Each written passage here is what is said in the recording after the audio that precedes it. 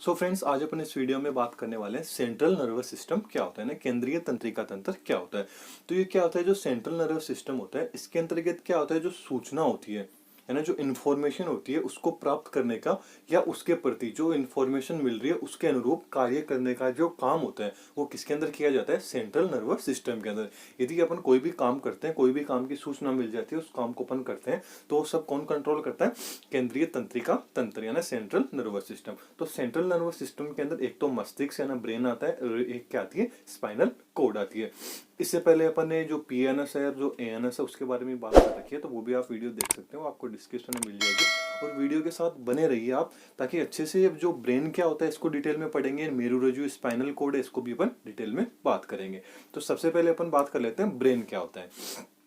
तो जो ब्रेन होता है, ब्रेन का जो वेट होता है, वजन होता है, वो कितना होता है, लगभग 1350 से 1400 ग्राम तक होता है। और मेल एंड फीमेल के अंदर ये अलग होता है।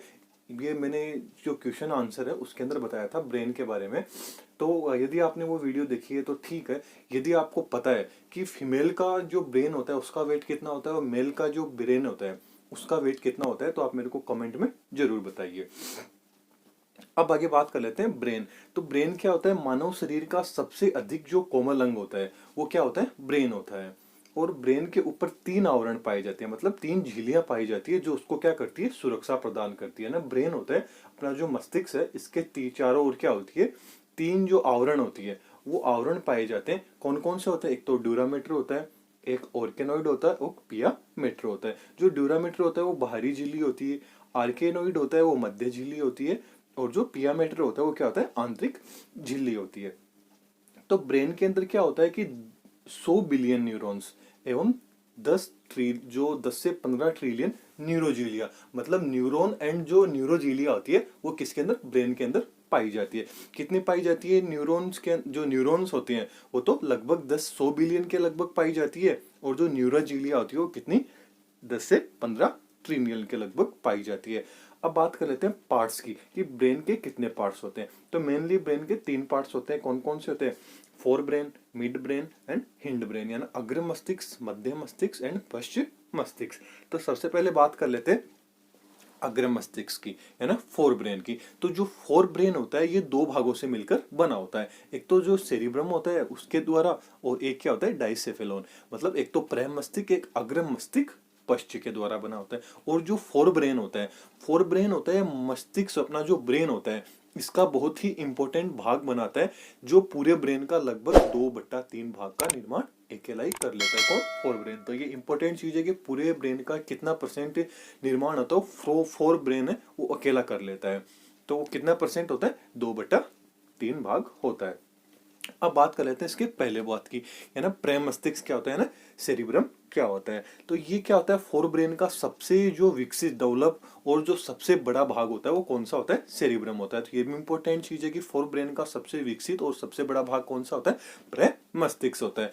और जो प्रेम मस्तिष्क है, प्रेम मस्तिष्क में 2 जो हेमिस्फीयर होते हैं, कितने हेमिस्फीयर में, 2 हेमिस्फीयर में बटा रहता है, राइट एंड लेफ्ट हेमिस्फीयर में, जिसको क्या बोलेंगे, राइट एंड लेफ्ट हेमिस्फीयर कहते हैं।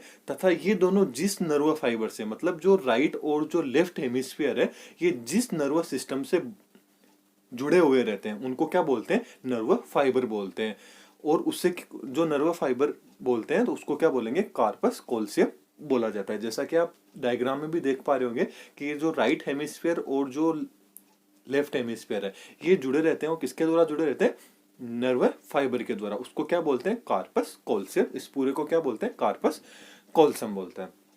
अब क्या होता है, जो सेरिब्रम होता है, सेरिब्रम का जो लेफ्ट हेमिस्फीयर है वो शरीर के राइट भाग को नियंत्रित करता है। इसी प्रकार जो राइट हेमिस्फीयर है वो किसके, लेफ्ट भाग को नियंत्रित करता है। मतलब दोनों एक दूसरे को क्या करते हैं, रेगुलेट, मतलब नियंत्रित करते हैं। अब इसका फंक्शन क्या होता है, सेरिब्रम है, इसका फंक्शन क्या है।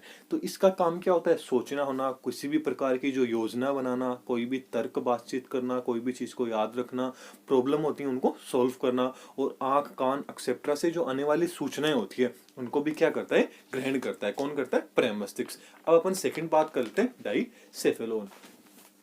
तो डाइसेफेलोन क्या होता है, ये प्रमस्तिष्क होता है, अपना जो सेरिब्रम होता है उसके जस्ट पीछे एवं नीचे की साइड स्थित होता है, जैसा कि आप डायग्राम में भी देख पा रहे होंगे। इसके दो भाग होते हैं, यानी डाइसेफेलोन के कितने भाग होते हैं, दो भाग होते हैं। एक तो कौन सा हो गया, थैलेमस, एक हाइपोथैलेमस। लेकिन कई बुक्स के अंदर आपको देखने को मिलेगा कि जो अपना जो मिड यानी ये अपना जो फोर ब्रेन है, फोर ब्रेन के कितने भाग मिलेंगे, तीन भाग मिलेंगे। कौन कौन से, एक तो प्रमस्तिष्क मिलेगा, एक आपको मिलेगा थैलेमस, एक हाइपोथैलेमस। लेकिन जो डाइसेफेलोन है उसी के ये दोनों क्या होते हैं, पार्ट्स होते हैं। कौन, थैलेमस एंड हाइपोथैलेमस।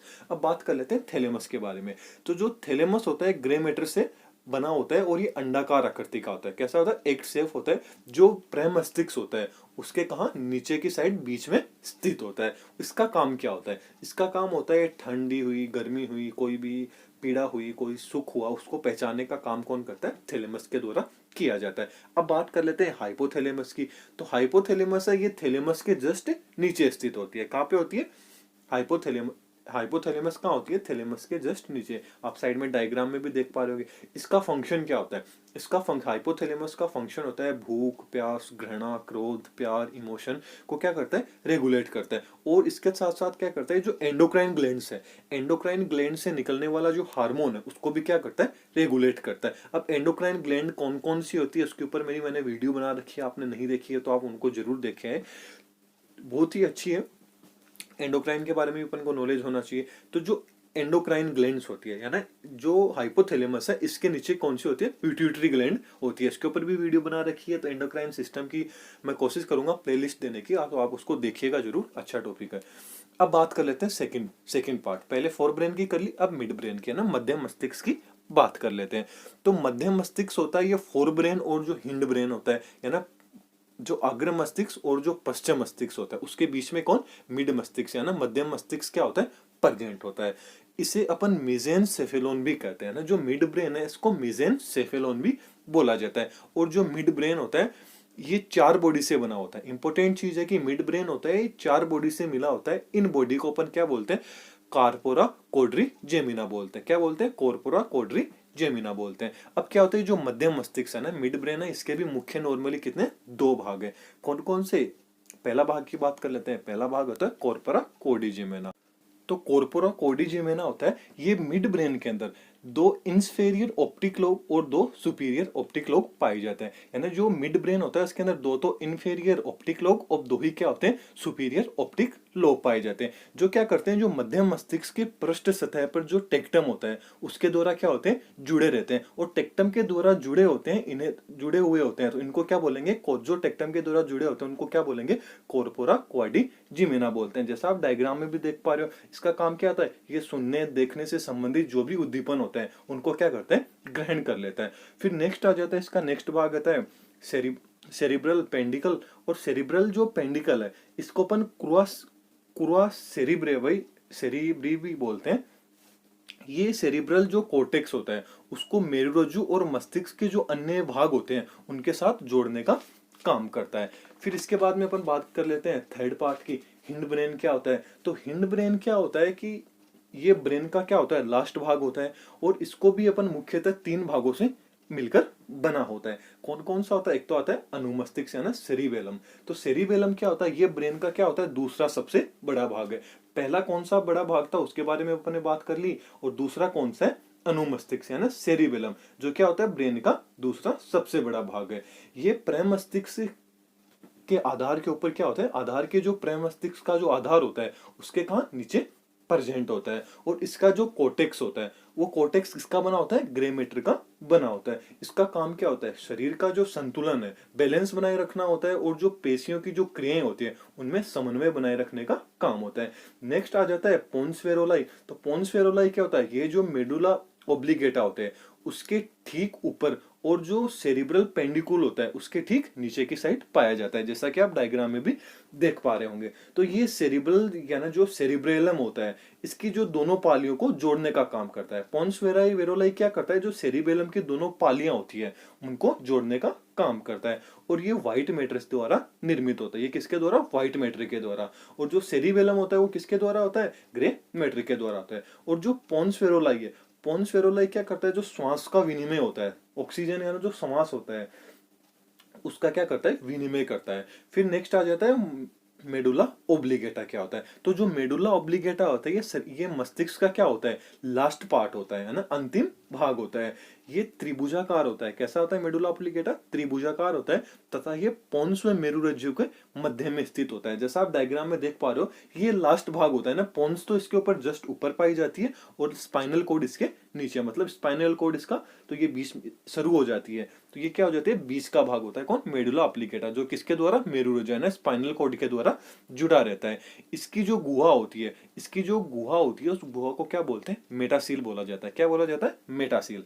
तो इसका फंक्शन क्या होता है, तो इसका फंक्शन होता है श्वास लेने के अंदर, खांसने में, निगलने में, एक्सेट्रा का केंद्र होता है। और ये जो हार्ट बीट होती है, रक्तदाब होता है, आहार नाल का जो क्रमानुकुंचन होता है, अनेक जो अनैच्छिक क्रियाएं होती है, उसको क्या करता है, मेडुला ऑब्लिगेटा द्वारा रेगुलेट किया जाता है, नियंत्रित किया जाता है। अब बात कर लेते हैं स्पाइनल कॉर्ड की, कि मेरुरज्जु क्या होती है। तो मेरुरज्जु होती है जो रीढ़ की हड्डी होती है ना, रीढ़ की हड्डी और नसों का वो समूह होता है जो दिमाग का संदेश शरीर के अन्य अंगों तक लेकर चलता है, जैसे कि हाथ और पांव तक ले जाता है। तो उसको किसको क्या बोलते हैं, मेरुरज्जु का फंक्शन हो गया। कि ये क्या हो गया, उन समूहों के या ना नसों का वो समूह होता है जो अपने दिमाग का होता है, उसको संदेश होता है दिमाग के द्वारा, वो शरीर के अन्य अंगों को पहुंचाता है। जैसे हाथ को ऊपर करना, नीचे करना, पैर के द्वारा चलना है, किसके, मेरुरज्जु के द्वारा कंट्रोल किया जाता है।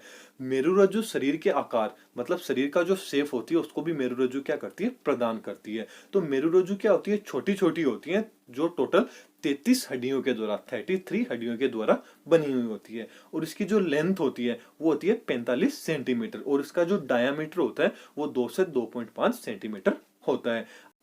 जो स्पाइनल कोड होती है, स्पाइनल कोड का जो लास्ट भाग होता है, उससे नर्व का एक गुच्छा निकलता है जिसे क्वाडा एक्विना बोलते हैं। तो जो रिफ्लेक्स आर्च होता है, रिफ्लेक्स आर्च को स्पाइनल कोड होता है, वो क्या करती है, रेगुलेट करती है। तो ये थी स्पाइनल कोड के बारे में।